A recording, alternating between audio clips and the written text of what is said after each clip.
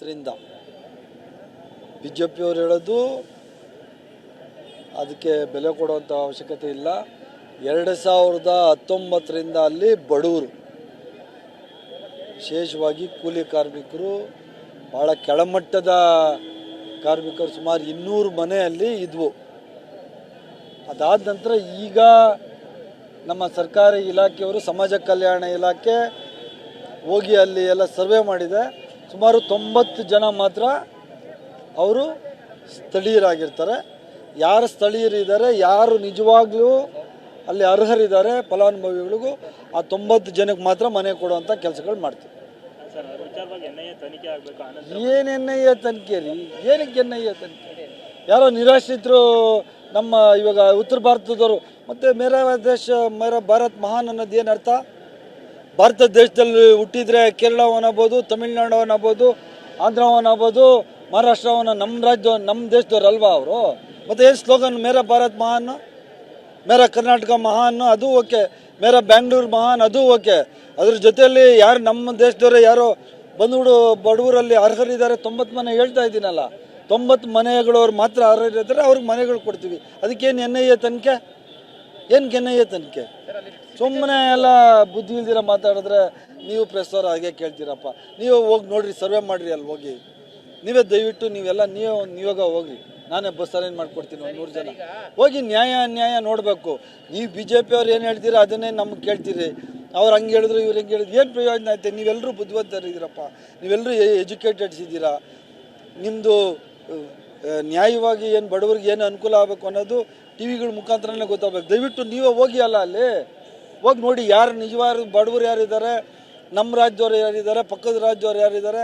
ಅವ್ರು ಬಡವ್ರಿಗೆ ಮನೆ ಕೊಟ್ಟೇ ಇಲ್ವಾ ಎಲ್ಲಿನೂ? ನಾವು 200 ಚಿಲ್ಲರೆ ಮನೆ ಇದ್ವು, 200 ಚಿಲ್ಲರೆ ಕೊಡ್ತಾ ಇಲ್ಲ.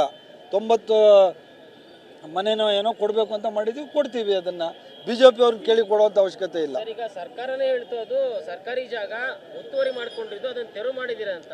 ಹಾಗಿದ್ಮೇಲೆ ಮನೆ ಕೊಡ್ತಾ ಇರೋದ್ರಿಂದ ಒಂದು ಮುಂದಿನ ದಿನಗಳಲ್ಲಿ ಅವರು ಒಂದಷ್ಟು ಜನ ಸರ್ಕಾರಿ ಜಾಗ ಒತ್ತುವರಿ ಮಾಡ್ಕೊಂಡ್ರೆ ಮನೆ ಸಿಗುತ್ತೆ ಅಂತಕ್ಕಂಥ ಒಂದು ಅಭಿಪ್ರಾಯ ಬರುತ್ತಲ್ಲ ಸರ್ ಎಲ್ಲರೂ. ನೀವೇ TV ಹಿಡ್ಕೊಂಡು ಹೋಗ್ಬಿಟ್ಟು ಯಾರನ್ನ ಬಡವರಿಗೆ ಆಚೆ ಹಾಕ್ಬಿಟ್ರು ಅಂತ ದೊಡ್ಡದಾಗಿ ನಿರಾಶ್ರಿತರಾಗ್ಬಿಟ್ರು, ಬೀದಿಗೆ ಬಂದ್ಬಿಟ್ರು, ಎಲ್ಲ ಕನ್ನಡದವರೆಲ್ಲ ಹಾಳು ಮಾಡಿಬಿಟ್ರು, ಸರ್ಕಾರ ಹಾಳು ಮಾಡಿಬಿಡ್ತು ಅಂತ ಎಲ್ಲ BJP ಅವ್ರು ಹೇಳ್ತೀರಾ, ನೀವು ಹೇಳ್ತೀರಾ.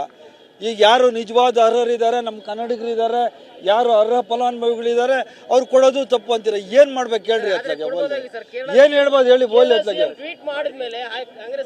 ಕೇರಳ CMಗೂ ನಮ್ಗೆ ಏನ್ರಿ ಸಂಬಂಧ ರೀ? ಕೇರಳ ಒಂದು ಹಾಸು ಒದ್ಕೊಂಡಷ್ಟು ಸಮಸ್ಯೆಗಳೈತೆ ಆ CMಗೆ. ಅಲ್ಲಿರೋಷ್ಟು ಅರಾಜಕತೆ, ಅಲ್ಲಿರೋಷ್ಟು ಈ ಲೇಬರ್ಸ್ ಪ್ರಾಬ್ಲಮ್ಮು, ಅಲ್ಲಿರೋಷ್ಟು ಈ ಸ್ಟ್ರೈಕ್ಸು ಇಡೀ ದೇಶದಲ್ಲೆಲ್ಲೂ ಇಲ್ಲ. ಕೇರಳಗೂ ನಮ್ಗೆ ಸಂಬಂಧ ಇಲ್ಲ ಬ್ರದರ್. ನಮಗೆ ನಮ್ಮ ರಾಜ್ಯದಷ್ಟೇ ಸಂಬಂಧ.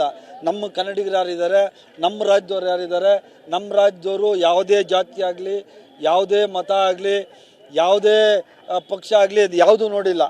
ಅಲ್ಲಿ ಏನು ಕಾಂಗ್ರೆಸ್ ಅವ್ರು ಮಾತ್ರ ಇದ್ದಾರೆ? ಅದು ಅಲ್ಲಿ ಎಲ್ಲರೂ ಇದ್ದಾರೆ. ಅಲ್ಲಿ ಬರೀ BJP ಅವ್ರು ಮಾತ್ರ ಇರೋದು. ಎಲ್ಲ ಪಕ್ಷವರು ಎಲ್ಲರೂ ಸೇರಿ ಇದ್ದಾರೆ. ಎಲ್ಲ ಶಾಪಗಳಾಗ್ತಾಯಿದ್ರು. ಹಾಗಾದ್ರೆ ಅವ್ರಿಗೆಲ್ಲ ಯಾರ್ಯಾರು ಮನೆ ಕೊಡಬೇಡ ಅಂತ ಹೇಳ್ತವ್ರೆ ನಮ್ಮ ಸ್ಥಳೀಯರಿಗೆ. ಯಾರು ನಮ್ಮ ರಾಜ್ಯದಲ್ಲಿ ಹುಟ್ಟಿ ಬೆಳೆದು ಯಾರು ನಿರಾಶ್ರಿತರಿದ್ದಾರೆ ಅವರಿಗೆ ಕೊಡಬೇಡ ಅಂದರೆ ಅವ್ರ ಶಾಪ ಅವ್ರಿಗೆ ತಟ್ಟಲಿ ಬಿಡಿ. BJP ಈಗ ಅದೇನೇ ಮಾಡಿದ್ರಿ. ಈಗ 200 ಚಿಲ್ಲರೆ ಮನೆ ಇತ್ತು ಅಂತ ಕ್ಲೈಮ್ ಮಾಡ್ತಾ ಇದ್ರು. 200 ಚಿಲ್ಲರೆ ಮನೆಯಲ್ಲಿ ಇಲ್ಲ, 200 ಚಿಲ್ಲರೆ ಅಲ್ಲ. ಇದು ಸುಮಾರು 85-90 ಮನೆ ನಮ್ಮ ರಾಜ್ಯದವರು, ನಮ್ಮ ಇಲ್ಲಿ ಹುಟ್ಟು ಬೆಳೆದವರು, ನಮ್ಮ ರಾಜ್ಯದಲ್ಲಿ ಹುಟ್ಟು ಬೆಳೆದವರು ಹೋಗಿ ಅವರು ಒಂದು 8-10 ವರ್ಷಕ್ಕೆ ಮುಂಚೆ ನಮ್ಮ ಮನೆ ಕಟ್ಕೊಂಡಿದ್ರು.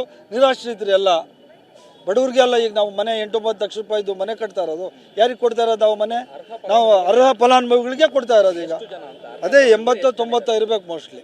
ನಾನು ಕರೆಕ್ಟಾಗಿ ನಿಖರವಾದ ನಂಬರ್ಸ್ ಗೊತ್ತಿಲ್ಲ ಬ್ರದರ್. 80-90 ಮನೆ ಮೋಸ್ಟ್ಲಿ ಅಷ್ಟು ಇರ್ಬೋದು. ಅರ್ಹ ಯಾರಿದ್ದಾರೆ ಅವ್ರಿಗೇನೆ ಕೊಡೋವಂಥ.